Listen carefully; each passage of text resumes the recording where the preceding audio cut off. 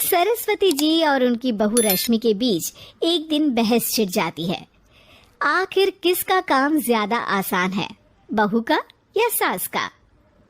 माँ क्या है, आपके सारे काम उंगलियों पे तो हो जाते हैं। कुछ भी।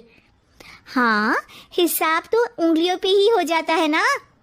अरे बेटा, ऐसा सिर्फ अभी लगता है। जो मुझे करना पड़ता है ना, वो तुझे करना पड़े तो समझ आएगा कि असली काम का पहाड़ कैसा होता है। ठेले बराबर वजन भी नहीं है आपके काम में, और बात पहाड़ों के वजन की कर रही हैं आप।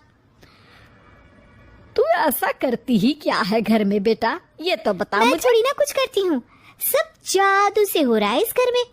अरे एक दिन मेरा काम करोगी तो समझ आएगा। Okay okay, shut up. कल से मैं घर के काम करूंगी और तू मेरी जगह हर चीज का हिसाब रखना। ठीक है, ये भी कर लेते हैं। ये सास बहू की डील के बारे में रश्मि के पति अमन को नहीं पता था और ना ही अमन के पिताजी सुरेश जी को। पर गेहूं के साथ साथ जैसे घुन भी पिस जाता है, ये दोनों भी पिसने वाले थे। सुबह अमन उठकर रेडी होता है ऑफिस जाने के लिए, तो पता है उसके कपड़े नहीं निकले हुए हैं। अरे रश्मि, तुमने मेरे कपड़े नहीं निकाले? अपनी माँ से पूछो ना, उन्हीं का काम है ये। अमन अपनी माँ के पास जाता है। अब मेरे कपड़े आज आप देने वाले हो क्या माँ? हाँ, देना तो मुझे ही चाहिए, पर तेरी बहू ने कपड़े धोने ही नहीं डाले, तो कोई भी धुला हुआ कपड़ा नहीं है बेटा। हैं? ऐसा क्यों? कपड़े तो धोने आप ही दे। अरे बहू ने तुझे बताया नहीं, अब हम अदल बदल गए हैं। मैं अब बहू और तेरी बीवी सास। अमन परेशान हो गया। वो बिना इस्त्री के कपड़े पहनकर ऑफिस चला गया। सरस्वती जी अपने घुटने के दर्द के कारण झुककर घर साफ नहीं कर पा रही थी और ना ही खाना बनाना याद रख पाई। उधर रश्मि पहले ही दिन घर की चाबी घुमा चुकी थी और 300 रुपए का हिसाब अलग नहीं मिल रहा था। पर दोनों का ही घमंड कैलाश पर्वत से भी बड़ा था और दोनों ही खेमे एक दूसरे की बात मानने को बिल्कुल तैयार नहीं थे। शाम को जब सुरेश जी और अमन खाना खाने बैठते हैं तो सरस्वती जी उनके सामने गाजर और पपीते लाकर रख देती हैं। अरे माँ, ये क्या है? ख्याली पुलाव के साथ सलाद।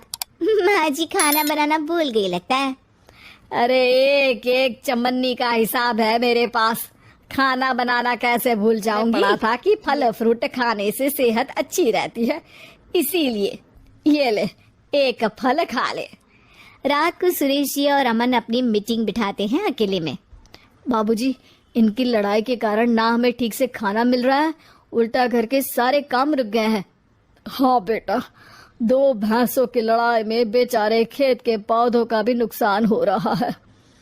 पर पापा, क्या बताऊं आपको, मैंने माँ को इस महीने की 2 तारीख को बिजली के बिल के पैसे दिए थे। आज बिल भरने के लिए मांगने गया तो पता चला कि रश्मि उन पैसों से गैस सिलेंडर ले आई। अच्छा, तो सिलेंडर के पैसों का क्या हुआ? अब सिलेंडर के तो कोई पैसे नहीं थे बाबूजी, हमारे घर पर गैस की पाइपलाइन लगी है ना। बेटा, इन दोनों का कुछ करना पड़ेगा, नहीं तो अपने घमंड के चक्कर में पूरा घर बर्बाद कर डालेंगे ये दोनों। अमन और सुरेश जी काफी सोच विचार के बाद पहुंचते हैं। रात ही को दोनों अपनी पत्नियों की अलमारी से नई साड़ी निकालते हैं और सुबह जब रश्मि और सरस्वती जी उठते हैं तो देखते हैं कि दोनों पति साड़ी पहनकर चढ़ाव पर सब्जियां काट रहे हैं। अरे ये सब क्या हो रहा है? क्या हो रहा है मतलब? हाँ, आप दोनों अदल बदल हो सकते हो तो हम क्यों नहीं? अरे क्या मतलब? नहीं नहीं, मेरी भी बचपन से किसी की बहू बनने की इच्छा थी, तो आज से सरस्वती तुम बड़ी बहू, मैं मिडल बहू और अमन छोटी बहू। अरे लेकिन सब घर पर बैठ जाएंगे तो कमाएगा कौन? ये घर कैसे चलेगा? अब वो तो भैया या बाकी लोग जाने, अब हम लिया है तो कुछ नहीं हो सकता। रश्मि और सरस्वती जी को समझ में आ जाता है कि उन दोनों की आपस की डील के वजह से इन दोनों को बहुत तकलीफ हो रही है और उनकी ईगो ने दूसरों को कितनी यातनाएं दी है। अब असल में माँ जी आप सही थी, सास बनना बहुत मुश्किल है। अरे हाँ बेटा, और तू भी, मुझसे तो नहीं हो पाया सब घर के काम, वापस बदल ले क्या? हाँ हाँ बिल्कुल माँ जी, और अब आप दोनों भी बदल लीजिए, कोई आ क्या गया तो सोचेगा? आप दोनों को। अच्छा है, आप दोनों के समझ में ये बात तो आई। मैं फटाक से कपड़े बदल लेता हूँ। अरे रुक जा बेटा, एक फोटो ले लेती हूँ तेरी। मेरी बेटी होती तो तेरे जैसी ही दिखती साड़ी में। और मेरा फोटो नहीं लोगी?